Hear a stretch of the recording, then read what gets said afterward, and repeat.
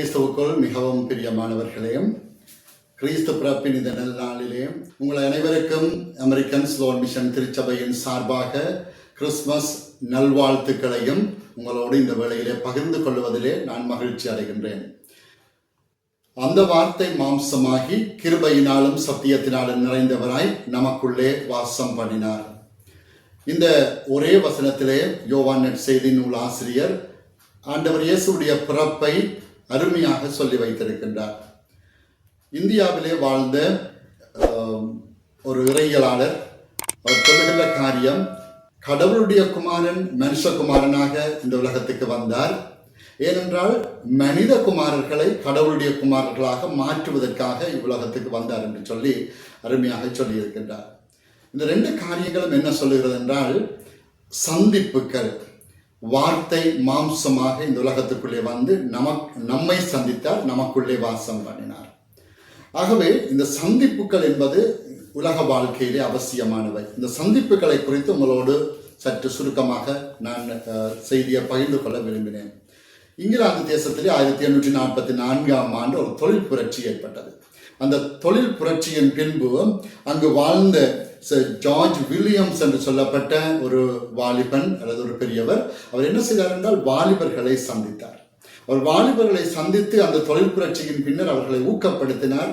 ஒரு பெரிய மாற்றம் ஏற்பட்டது. உலகம் முழுவதிலும் YMCA, YWCA என்ற ஸ்தாபனங்கள் பல ஸ்தாபனங்களுக்கு முன்னோடியான ஸ்தாபனங்களாக இன்றும் விளங்குகின்றன.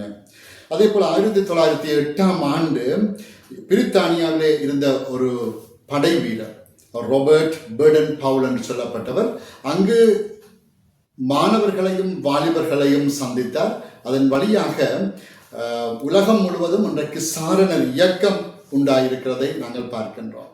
ஹிட்லருடைய கொடுங்கோல் ஆட்சிக்கு பின்பு அங்கே வாழ்ந்த கார்ல் போமன் என்று சொல்லுகின்றவர் அங்கே இருந்த வாலிபர்களை சந்தித்தார். அந்த சந்திப்பின் வழியாக KNH என்ற ஒரு பெரிய ஸ்தாபனம் பிள்ளைகளுக்கு மத்தியிலே வேலை செய்வதற்காக உருவானது. சந்திப்புகள் உலகத்திலே பெரிய மாற்றங்களை ஏற்படுத்துகின்றன. இங்கேயும் ஒரு சந்திப்பு நிகழ்ந்தது. ஒரு ஆண்டவர் இயேசுடைய பிறப்பு ஒரு சந்திப்பின் வழியாக உருவானது. கெப்ரியல் தூதன் கன்னி மரியாளை சந்தித்தார். நாசரேத்தூரிலே வாழ்ந்து கொண்டு வந்த யோசேப்பு, அவருடைய மனைவி என்று நியமிக்கப்பட்ட கன்னி மரியாளை நாசரேத்திலே கெப்ரியல் தூதன் சந்தித்து ஒரு செய்தியை சொல்லுகின்றார். நீ ஒரு குமாரனை பெறுவாய், அவர் இயேசு என்று பெயரிடுவாயாக, அவர் உலக இரட்சகராக இருப்பார் என்ற செய்தி அங்கே பகிரப்பட்டது. அவள் நம்பவில்லை, கேள்வி கேட்டாள். ஆனால் அவளுக்கு ஒரு உதாரணத்தை சொன்னார் கெப்ரியல் தூதன். உன்னுடைய இனத்தவளாகிய எலிசபெத் மலை நாட்டிலே ஜூதேயாவிலே அவள் கற்பம் தரித்திருக்கிறாள். வயது சென்று அவள் கற்பம் தரித்திருக்கிறாள். அவளுக்கு இது 6வது மாதம். இன்னும் ஒரு சந்திப்பு நடந்தது, ஆரோக்கியமான சந்திப்பு. மரியாள் 6 மாதமாக தன்னுடைய இனத்தவளான எலிசபெத் இருந்த ஜூதேயாவுக்கு 3 நாள் பயண தூரம் நடந்து சென்று அங்கே எலிசபெத்தை வாழ்த்துகின்றார். அங்கே ஒரு சந்திப்பு, மிக முக்கியமான ஒரு சந்திப்பு நடைபெறுகின்றது. மரியாள் ஒரு இளம்பெண், வயது சென்ற ஒரு தன் இனத்தால் எலிசபெத்தை சந்தித்து வாழ்த்துகின்றார். அந்த வாழ்த்து சகரியா கணவருக்கு மகிழ்ச்சியை கொடுத்தது. அந்த வாழ்த்து வயது சென்று கர்ப்பவதியாக 6 மாதங்களிலே இருந்த எலிசபெத்துக்கு ஒரு நிறைவை கொடுத்தது.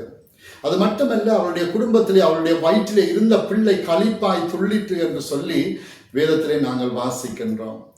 மேய்ப்பர்கள் போய் யோசேப்பு மரியாள் இயேசுவை பார்த்தார்கள். சந்தோஷமான ஒரு சந்திப்பு. ஏரோது சாஸ்திரிகளை சந்தித்தார்கள். சாஸ்திரிகள் சென்று அரண்மனையிலே ஏரோதுவை பார்த்து விட்டார்கள். அந்த சந்திப்பு ஒரு தீமையான சந்திப்பாக முடிவடைந்து விட்டது. ஞானிகளுக்கு அல்லது சாஸ்திரிகளுக்கு அது தீயதென்று தெரியாவிட்டாலும் அந்த சந்திப்பு ஒரு பெரிய விளைவை கொண்டு வந்தது. 2 வயதுக்குட்பட்ட ஆண் பிள்ளைகள் எல்லாரும் கொலை செய்யப்பட்டனர். ஆதாம் ஏவாளை சர்ப்பம் சந்தித்தது. பாவம் உலகத்துக்குள்ளே பிரவேசித்த ஒரு தீய சந்திப்பாக அது முடிவடைந்து போனது. சந்திப்புகள் 2 வகையாக இருக்கின்றன. ஒரு நல்ல சந்திப்பு, 2வது ஒரு தீமையான சந்திப்பு. சந்திப்புகள் என்னும் பேனா முனைகளில் இருந்துதான் உலகத்திலே வரலாறுகள் எழுதப்படுகின்றன. சந்திப்புகள் தான் வரலாற்றை எழுதுகின்றன. இந்த சந்திப்புகள் அவசியமானவை, ஆரோக்கியமானவை. அது மட்டுமல்ல, சந்தோஷத்தை கொடுப்பவை. இந்த சந்தோஷத்தை கொடுக்கின்ற சந்திப்புகளைத்தான் உலக மக்கள் வாஞ்சிக்கின்றார்கள். இன்றைக்கு டித்வா புயல் மார்கழி மாதத்திலே அல்லது நவம்பர் மாத கடைசியிலே இலங்கையை சந்தித்தது. அதுவும் ஒரு சந்திப்பு தான். அது அழிவுக்குரிய தீய சந்திப்பாக நிறைவு பெற்றது. வரலாற்றிலே மிக அதிகமான உயிர்களை எல்லா மாவட்டங்களிலும் காவு கொண்ட ஒரு சந்திப்பாக, அழிவுகளை கொடுத்த சந்திப்பாக அது முடிவடைந்து போனது. ஆனால் அந்த சந்திப்பின் பின்பு இந்தியா யாழ்ப்பாண மக்களை சந்தித்தது. குறிப்பாக சொன்னால் கண்டாவளைக்கு போகின்ற அந்த பாலம், அந்த பாலத்தை, முல்லைத்தீவு வீதியில பாலத்தை சந்தித்தது. அந்த மக்களை சந்தித்த அந்த சந்திப்பு ஒரு சந்தோஷமான சந்திப்பாக மாறினது. உங்கள் எல்லாருக்கும் தெரியும், யூடியூப்ல பார்த்திருப்பீர்கள். அமெரிக்கா பலாலியிலே சந்தித்தது. அவர்கள் நிவாரணப் பொருட்களை கொண்டு வந்து கொடுத்தார்கள். இலங்கைக்கு அநேக நாடுகள் சந்திப்புகளை மேற்கொண்டன. இந்த சந்திப்புகள் அவசியமான சந்திப்புகளாகவும் ஆரோக்கியமான சந்திப்புகளாகவும் மனமகிழ்ச்சியான சந்திப்புகளாகவும் இருக்க வேண்டும் என்பது எல்லாருடைய ஆசை. சில வேளையிலே அரசியல் பின்னோக்கங்கள் இருக்கக்கூடும். ஆனால் அந்த பின்னோக்கங்களுக்கு அப்பாலே இந்த சந்திப்புகள் சந்தோஷமான சந்திப்புகளாக மாற்றம் பெற வேண்டும். ஆண்டவர் கடவுளுடைய குமாரன் இந்த பூவுலகை சந்தித்தது மீட்பின் சந்திப்பு. இந்த சந்திப்பின் வழியாக பாவத்துக்குள்ளே வாழ்ந்த மக்கள் பேரொளியை கண்டார்கள். இருளிலே வாழ்கின்ற மக்கள் பேரொளியை கண்டார்கள் என்று எஸ்ஐயா தீர்க்கதரிசி முன்கூட்டியே சொல்லி இருக்கின்றார்.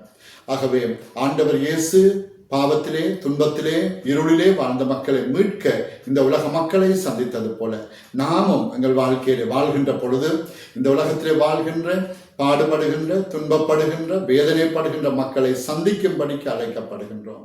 இந்த நத்தார் நற்செய்தி என்பது சந்திப்பின் நற்செய்தி. அதனாலேயே தான் நாங்கள் அந்த நற்செய்தியை கிறிஸ்துமஸ் தாத்தாவோடு சென்று வீடுகளிலே மக்களுக்கு அறிவிக்கின்றோம். இந்த சந்திப்புகள் மனமகிழ்ச்சியான சந்திப்புகளாகவும் ஆரோக்கியமான சந்திப்புகளாகவும் மாற வேண்டும். அந்த மனமகிழ்ச்சியான சந்திப்புகள் உங்கள் எல்லாருக்கும் ஆரோக்கியத்தையும் ஆறுதலையும் சந்தோஷத்தையும் புதிய வருஷத்திலே கொடுக்க வேண்டும் என்று இறைவனிடம் மன்றாடுகின்றேன். ஆமேன்.